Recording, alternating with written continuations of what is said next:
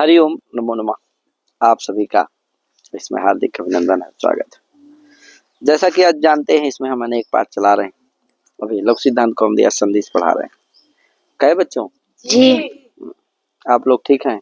जी। कल से थोड़ी ठंडी का प्रभाव हुआ है। कहे? जी। कल से ना है? जी। हाँ, कल है, आज थोड़ा सा। कल तो बारिश कुछ हो रही तो आज ठीक है। जी। कमेंट करके बताइएगा कल के कहाँ बारिश हो रही थी भैया, आप लोग सभी लोग जो सुन रहे हैं। कल एमपी में भी काफी बारिश हुई है और भी कई जगह बारिश हुई। तो चलें, कहाँ पढ़ा रहे हैं? उपसर्गा क्रिया योगे। असंधि पढ़ा रहे हैं ना? जी। असंधि में कहा? उपसर्गा क्रिया योगे। उपसर्गा क्रिया योगे हो गया है ना ये? क्रिया के योग में प्रादियों की क्या होती है? उपसर्ग संज्ञा होती है। क्रिया के योग में प्रादियों की उपसर्ग संज्ञा होती है। प्रादि कै ठो है? 22। कौन कौन? प्रा परा अप सम अनु आवा निसा निरा दुस दुर वी आन अधि अपि अति सु उत अभि प्रति परि उप। एते प्रादयः सन्ति। एते प्रादया सन्ति। एते के सन्ति? एते प्रादया सन्ति। एते के सन्ति? एते प्रादया सन्ति। है कि नहीं? कोई दिक्कत?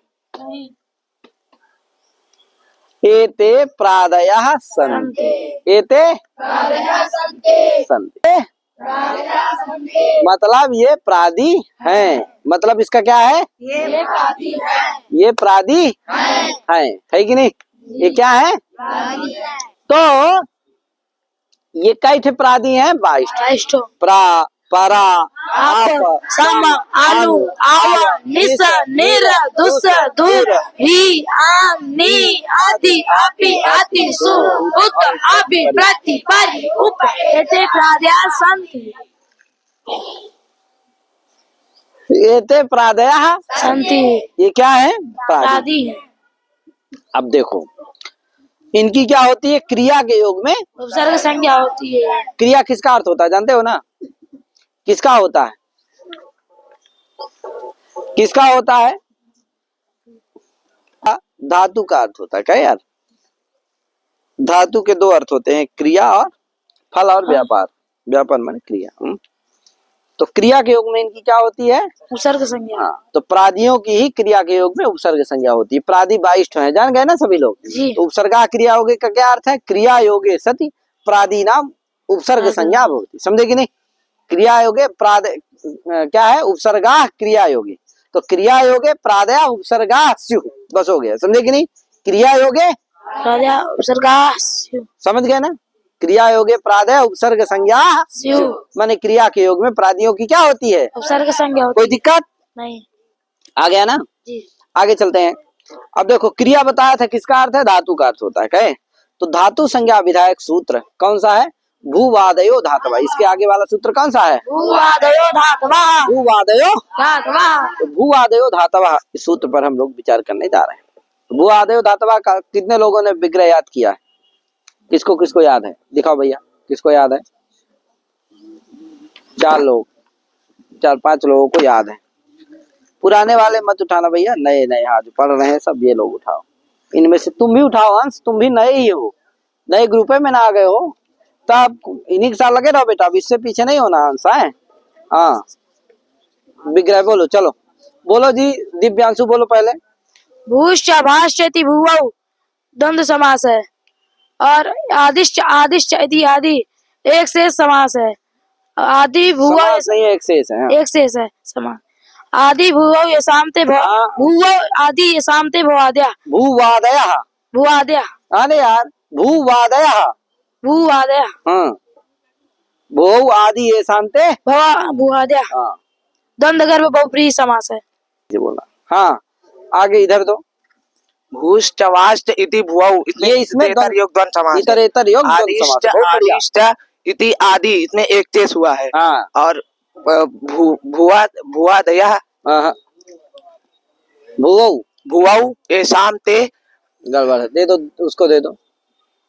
भूश्च भाश्च इति भुवौ इतरेतर योग द्वंद्व समास है। आदिश्च आदिश्च इति आदौ आदि एक शेष हुआ है। आदिश्च आदिश्च इति आदि। ऐसा बोलो। आदिश्च आदिश्च इति आदि आदि नहीं, आदि। आदि हाँ और भुवौ आदि एसाम ते भुवादयः नहीं, भूवादयः। भूवादयः क्या? भूवादयः। हाँ, दो इधर, इसमें बहुब्रीहि समास है। भूश्च वाश्च इति भुवौ आराम आराम से, अरे तुम बहुत स्पीड भागते हो महाराज। हाँ चलो भूश्च वाश्च इति भुवौ बोलो फिर से, भूश्चा। भूश्च वाश्च वह इति जैसा मैं बोलता हूँ वैसा बोलो, भूश्चा भूश्च वाश्चा वाश्च इति इति भुवौ। भुवौ बोलो तुम। भूश्च वाश्च इति भुवौ इतरेतर योग द्वंद्व समास है।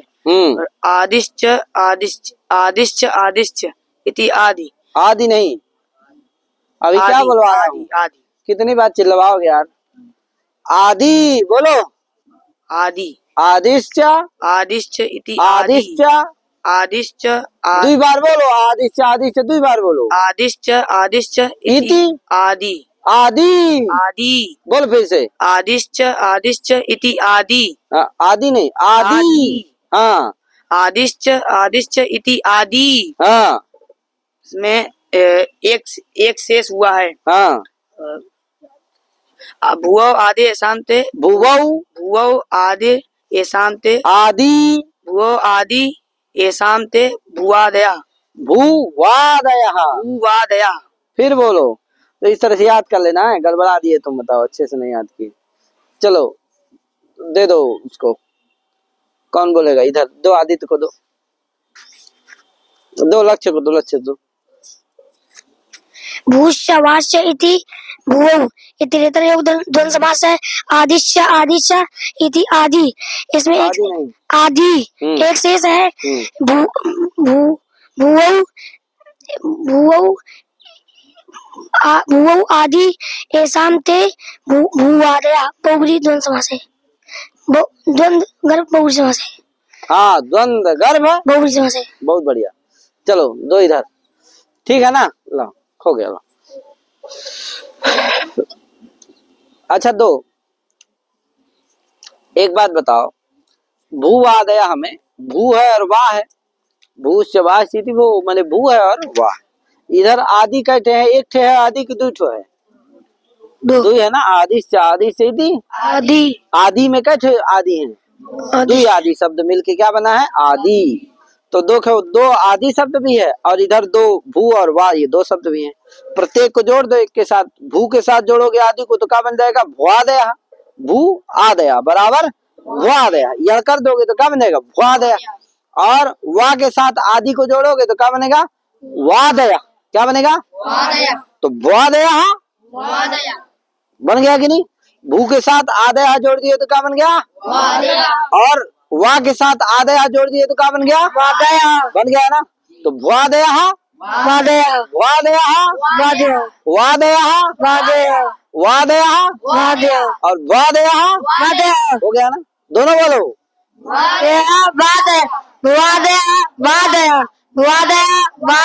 वादया में क्या है? वादया में क्या है? हाँ वाह आदया बराबर वादया। और वादया में क्या है? है? हाँ भूधन बराबर। कोई दिक्कत? दिखाओ इधर महाराज, किस कौन बताएगा? बोलो बोलो जल्दी से बोलो, अपने से बोलो ऐसे।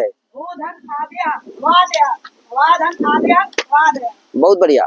और कौन बोलेगा? बोलो जल्दी जल्दी। भूधन आदया भुआदया वाधन आदया भुआदया वादया। बहुत बढ़िया। अब देखो एक चीज ध्यान दो। एक आदि का अर्थ क्या है? एक आदि का अर्थ है व्यवस्था, प्रवृत्ति। एक आदि का अर्थ क्या है? व्यवस्था प्रवृत्ति मान लो, चलो ठीक है। एक आदि का अर्थ क्या है? प्रवृत्ति। और दूसरे आदि का अर्थ है सदृश। पहले आदि का क्या अर्थ है? प्रवृत्ति। दूसरे आदि का अर्थ क्या है? सदृश। सदृश। तो क्या हो जाएगा? भू प्रवृत्तया। क्या हो जाएगा? भू प्रवृत्तया। वादया का अर्थ क्या हो जाएगा? भू प्रवृत्तया। और वादया का अर्थ क्या हो जाएगा? वाह सदृशा। वाह सदृशा। वाह सदृशा। आदया का अर्थ सदृशा है ना? तो क्या अर्थ हो जाएगा? वादया का मतलब क्या हो गया? भू प्रवृत्तया। और वादया का अर्थ क्या हुआ? भू प्रवृत्तया। और वाह का अर्थ होगा वाह सदृशा। वादया का अर्थ क्या हुआ? वाह सदृशा। वाह सदृशा। वा सदृशा। कोई दिक्कत? नहीं। भुआदेह का अर्थ क्या है? भू प्रवृत्तया। और वा का अर्थ वा सदृशा। क्या? बोलो, अपने से बोलो, कौन बोलेगा? बोलो बोलो कृष्णा। अब मुंह क्या चला रहे हो? बोलो बोलो जी। भू प्रवृत्तिया। नहीं, भुआदेह का अर्थ है भुआदया का अर्थ है भू प्रवृत्तिया। प्रवृत्तिया नहीं, जैसे भुआदेह बोलते हो भू प्रवृत्तया बोल दो। भू प्रवृत्तिया। भू प्रवृत्तया। भू प्रवृत्तया। हाँ। वा सदृशया। वादा वादया का अर्थ क्या है? वादया का अर्थ है वा सदृशया। वाह सदृशा। वा सदृशा। फिर से बोलो। भुआदया का अर्थ है भू प्रवृत्तया। प्रवृत्तया। भू प्रवृत्तया। हाँ। वादया का अर्थ है वा सदृशया। वा सदृशया। वा सदृशा। दे दो। वादया का अर्थ है भू प्रवृत्तया और वादया का अर्थ है वा सदृशा। अच्छा, भुआदेह का अर्थ भू प्रवृत्तया क्यों है? क्योंकि भू तो भू का अर्थ है ही, आदि का अर्थ है प्रवृत्ति, जिससे भुआदेह का अर्थ क्या हो गया? भू भू प्रवृत्तया। प्रवृत्तया। और वादेह का अर्थ क्या है? भू वा सदृशा। क्यों अर्थ हो गया ये वाह सदृशा? क्योंकि आदि का अर्थ सदृशा है। सदृश है, और वाह मने भाई, और सदृश का अर्थ आदि का अर्थ क्या हो गया? सदृश हो गया। जिससे क्या निकला है अर्थ? वादेह का अर्थ क्या हो गया? वा सदृशा। तो क्या अर्थ हो गया? भुआदेह वादेह दो वाक्य बने ना। जी। भुआदेह का अर्थ क्या रहा? भू प्रवृत्तया। वा सदृशा। सादृश्यंचा। देखो, सादृश्य जहाँ, सादृश्य शब्द का जहाँ जहाँ श्रवण होता है, सादृश्य शब्द जहाँ जहाँ सुनाई देता है, वहाँ जिज्ञासा होती है। सादृश्यंच केन धर्मेण, क्या जिज्ञासा होती है? कहाँ जिज्ञासा होती है? हाँ, जहाँ जहाँ सादृश्य शब्द सुनाई देता है, सदृश शब्द सुनाई देता है, जहाँ जहाँ सदृश शब्द होता है, वहाँ सब जगह क्या जिज्ञासा होती है? सादृश्यंचा। सादृश्यंचा केन धर्मेण। सादृश्यंचा केन धर्मेण। केन धर्मेण। केन धर्मेण। क्या जिज्ञासा हुई? सादृश्यंचा केन धर्मेण। कहाँ कहाँ होती है जिज्ञासा? जहाँ सदृश। तेजी तेजी बोलो महाराज, क्यों नहीं बोल रहे हो? जहाँ सदृश जहाँ जहाँ सदृश शब्द सुनाई देता है, वहाँ जिज्ञासा होती है। सादृश्यंचा केन धर्मेण। तेजी से बोलो पूरा 3 बार। तेजी बोलो यार, सुनो, खाए नहीं क्या? क्या होता है?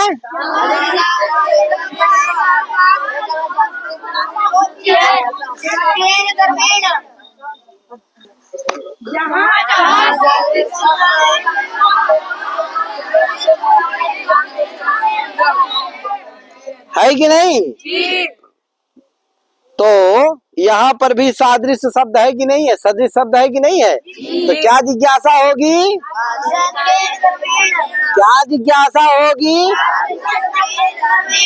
क्यों ऐसी जिज्ञासा होगी यहाँ पर? कहाँ पर? वह सदृशा कहे वादया।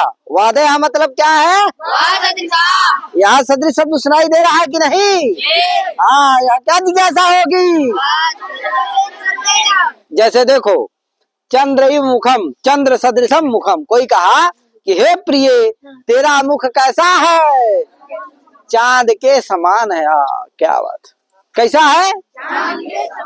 अब बताओ, चांद के समान है। कहा भैया चांद तो बहुत बड़ा होता है, उसमें दाग होता है, वो न जाने कितना दूरी है। क्या मेरा मैं भी ऐसा है? मेरा भी चेहरा ऐसा है?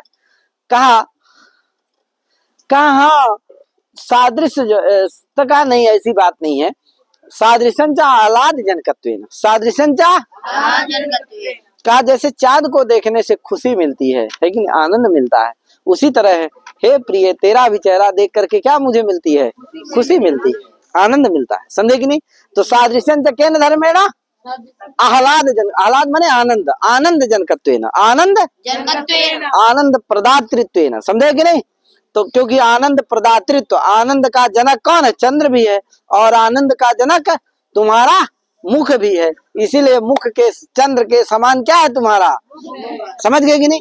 तो चंद्र सदृशम मुखम, चंद्र के सदृश क्या है? मुख। क्यों है? आह्लाद सादृशन च केन धर्मेण आह्लाद जनकत्वेन आनंद जनकत्वेन सादृशन च आनंद जनकत्वेन। समझे कि नहीं? बोले यार, बोली नहीं, दूठे बोलते हो गया। सादृशन च केन धर्मेण, समझ गए ना? तो उसी तरह यहाँ पर भी कह दिए वाह सदृशा सादृशन च सादृशन च केन धर्मेण सादृशन च। तो किस धर्म से सादृश्य लिए? तो कहे भैया क्रियावाचकत्वेन सादृश्य ले लिए। क्या ले लिए? इसका मतलब हिंदी में हो गया कि जो भ्वादया हूँ, भ्वादया का मतलब क्या हो गया है? भू भू प्रभृतया, ये अर्थ हुआ ना। भ्वादया का अर्थ क्या हुआ है? तो भू प्रभृतया का मतलब ये है कि भू से ले गण है, 10 गण आते हैं उसमें। तो 10 गण में सबसे पहले कौन है? भू है। तो यहाँ से लेकर के अंतिम तक पूरे क्या, तो भू से लेकर के माने भू से लेकर के जो भी गण में पठित है सबकी क्या होती है? धातु संज्ञा होती है, यदि वो क्या हो? क्रिया के वाचक। तो भ्वादया हो, भ्वादया का मतलब समझे? भू प्रभृतया हो, यानी भू से लेकर के, है कि नहीं? भू से लेकर के पूरे गण में जो पठित हैं उन सब की क्या होती है? धातु संज्ञा होती है।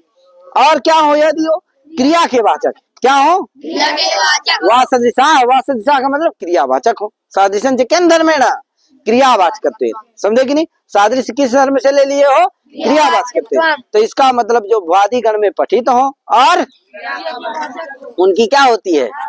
समझ गए ना? धातु संज्ञा किसकी होती है? जो भ्वादि गण में 10 गण है, भ्वादि यदादि ज्योत्यादि दिवादि स्वादि इत्यादि। समझे कि नहीं? तो भ्वादि गण में जो पठित हो और क्रिया के जो वाचक उनकी क्या होती है? कोई दिक्कत किसी को? ये सूत्र का अर्थ हो गया। क्या हो गया? ठीक है ना भैया? जैसे मान लो आगे आएगा प्रार्थ्यति प्रयोग आएगा। प्रार्थ्यति में देखो प्राधन रिच्छति है, रिच्छति में रिच्छ धातु है। क्या है? रिच्छ। अब देखो रिच्छ की धातु संज्ञा करना है, कैसे होगी? तो जो रिच्छ है वो गति क्रिया का वाचक है। किस क्रिया का वाचक है? गति क्या है? क्रिया। समझे कि नहीं? गति माने गमन, जाना, आना, जाना। तो गति क्रिया का वाचक है कौन? रिच्छ। तो क्रिया वाचक है कि नहीं है? क्रिया का वाचक है रिच्छ की नहीं है? जी। क्यों क्रिया का वाचक है? रिच का अर्थ है जान। रिच्छ गति क्रिया का वाचक है। क्या है? गति क्रिया का क्योंकि रिच्छ का अर्थ क्या है? गति। तो गति क्रिया का वाचक कौन है? रिच्छ। इसलिए क्रिया का वाचक है कि नहीं है? और क्या है? भू प्रभृतया है, यानी भ्वादि गण में वो पठित भी है। क्या है? भ्वादि गण में पठित भी है।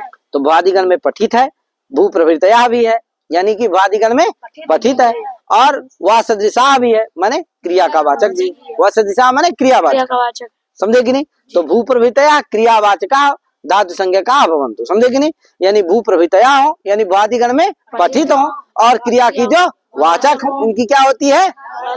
कोई दिक्कत? तो रिच्छ की धातु संज्ञा हो गई कि नहीं हो गई? क्योंकि भ्वादि गण में रिच्छ क्या है? पठित भी है। और क्रिया का वाचक। किस क्रिया का वाचक है? बोला करो। गति क्रिया का वाचक। गति क्रिया का वाचक भी है। तो भ्वादि गण में पठित भी है और गति क्रिया का वाचक है, इसलिए उसकी तो संज्ञा हो जाएगी किसकी? रिच्छ की। तो बोला करो ना, रिच्छ की गति संज्ञा हो जाएगी, क्योंकि रिच्छ क्या है? भ्वादि गण में पठित भी है और गति क्रिया का वाचक भी है, इसलिए रिच्छ की क्या हो जाएगी?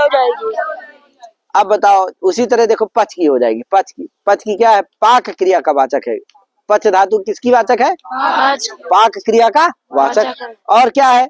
भ्वादि गण में पठित भी है। तो भ्वादि गण में पठित भी है पच धातु और भी है, इसलिए पच की क्या हो जाएगी? तो 2 को बता चुका हूँ, एक ठे और बता रहा हूँ। जैसे गम धातु है, क्या है? उसका भी अर्थ है गमन। क्या है?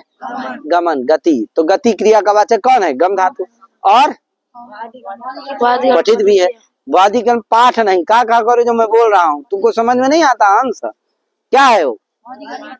भ्वादि गण में पठित भी है और क्रिया का वाचक भी है। किस क्रिया का वाचक है? गति क्रिया का वाचक। इसलिए गम की क्या हो जाएगी? कोई दिक्कत? कौन करेगा भाई? इसी में से करो कोई। पच, रिच्छ और गम, इनमें से करो। भज धातु की हो जाएगी। भज धातु सेवा क्रिया का वाचक है। किसका? सेवा क्रिया का। और भ्वादि गण में पठित भी है, भज धातु की भी हो जाएगी। समझे कि नहीं? हाँ, कौन बताओ करेगा? 4-5 बता चुका हूँ, 4-5 धातु बताया हूँ। करो, कौन करेगा? करो। कैसे दिव्यांशु दे दिया माइक? बोला नहीं। हाँ, प्रार्थ्यति। यहाँ पर रिच्छति शब्द है, रिच्छ शब्द का अर्थ है गति क्रिया। रिच्छ रिच्छ का रिच्छ का धातु संज्ञा किसी करना है। धातु रिच्छ शब्द की धातु संज्ञा करना हाँ है। रिच्छ रिच्छति में रिच्छ की क्या करना है? धातु संज्ञा करनी हाँ है। करो। तो रिच्छ का अर्थ है गति क्रिया। तो रिच्छ भवादिगण में पठित भी है और गति क्रिया के वाचक भी है, इसलिए उसकी धातु संज्ञा हो जाएगी। रिच्छ शब्द की धातु संज्ञा हो जाएगी। ठीक है, बहुत अब बढ़िया। पच धातु पच है, तो पच का है पाक। पाक पाक क्रिया है उसकी। तो पच क्या है? पच है, भवादिगण में पठित भी है और पाक क्रिया का वाचक भी है, इसलिए उसकी धातु संज्ञा हो जाएगी। और गम गम है, तो गम गति क्रिया का अर्थ है, तो गम भवादिगण में का गति क्रिया अर्थ है। गम का गति क्रिया है, गम का गति क्रिया है। हाँ। तो भवादिगण में पठित भी है और गति क्रिया का वाचक भी है। कौन? गम।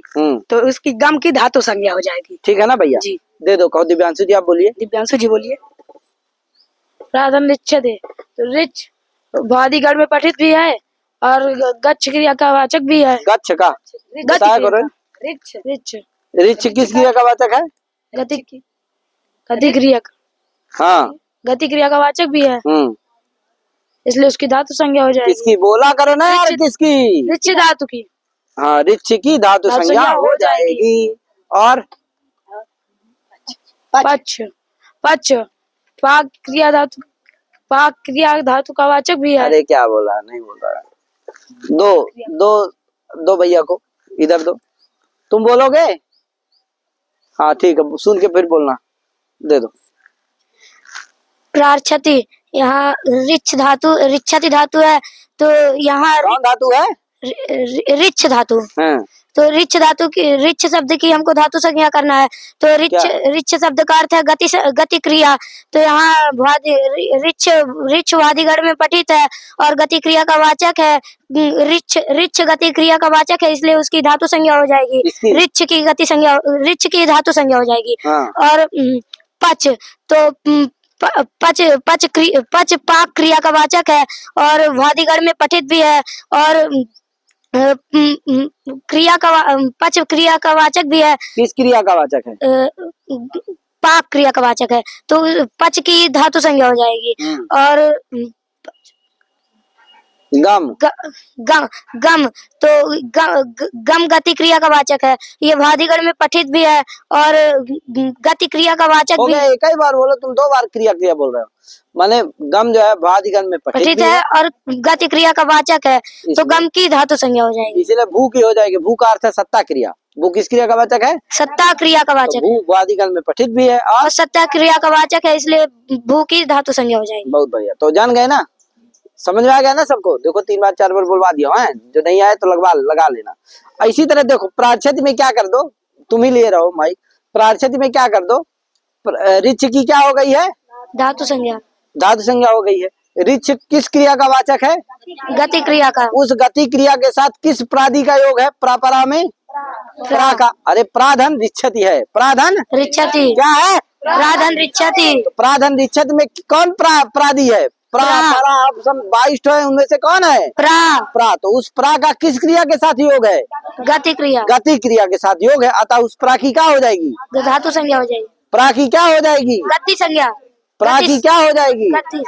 हाँ, प्रा की क्या हो जाएगी? उपसर्ग संज्ञा हो जाएगी। नहीं हो जाएगी जी। कौन सूत्र करता है उपसर्ग संज्ञा? उपसर्गा क्रिया योग। क्या कहता है वो? प्रादियों के क्रिया के योग में उपसर्ग संज्ञा होती है। प्रादि कौन हो गया? प्रा। क्रिया कौन सी हो गई? रिच्छ गति। क्रिया के साथ योग है कि नहीं हो गए? किस प्रादि का? प्रा का। इसलिए प्रा की क्या हो जाएगी? उपसर्ग संज्ञा। जान गए ना? तो प्रा की क्या हो गई? उपसर्ग संज्ञा। रिच्छति में रिच्छ की क्या हो गई है? धातु संज्ञा। प्रा की क्या हो गई है? उपसर्ग संज्ञा।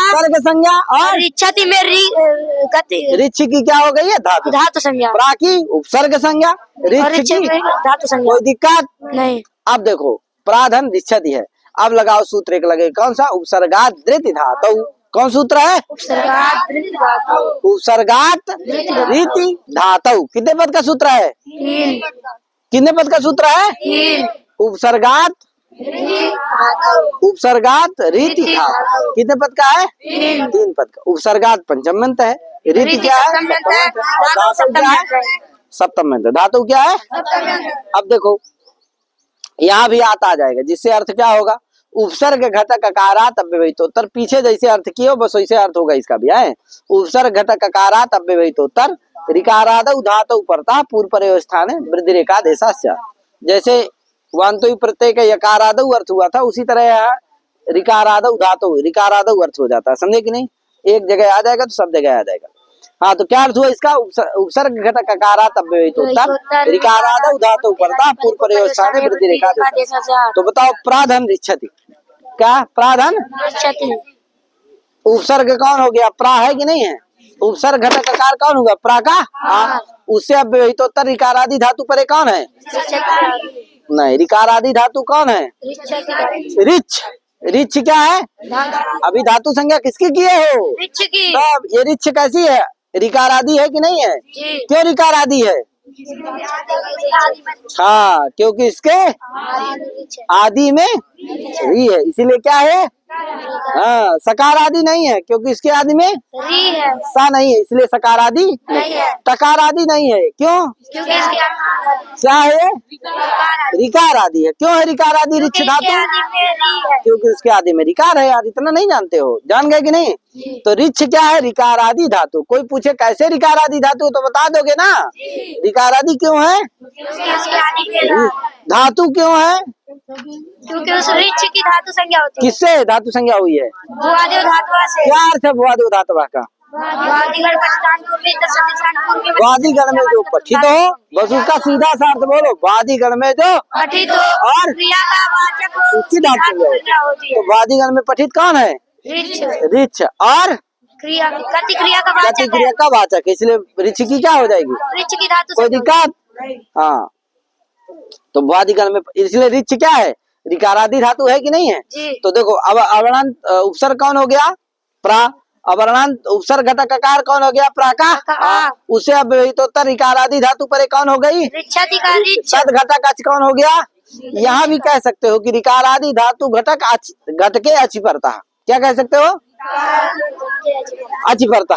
अवर्णांत उपसर्ग घटक आकारात अव्यवहितोत्तर ऋकारादि धातु घट के अचि परता पूर्व प्रयोगस्थान है वृद्धि रेखा देशास्य। ठीक ना? तो ऋकारादि धातु हो गई रिच, तद घटक अच कौन हो गया? रिच का री, उसके परे रहते पूर्व पर के स्थान में आ, और री के स्थान में क्या वृद्धि होगी? आर। वृद्धि हम बताए आर ही होती है, तो वृद्धि हो गई आर। तो क्या बन गया? प्राधन आर्धन क्षति। प्राधन आर्धन क्षति मिला दोगे, प्रार्थति। कोई दिक्कत? तो इस तरह से प्रार्थति बन जाता है। ठीक है भैया? हाँ, तो प्रार्थति बन गया। आगे क्या है? एंग ऊपर रूपम सूत्र है, तो आगे आएगा है, तो उसको कल बताएंगे। तो आज इतना लगा हुआ है, ठीक से? ठीक है, राम राम, नमो नमः, महादेव।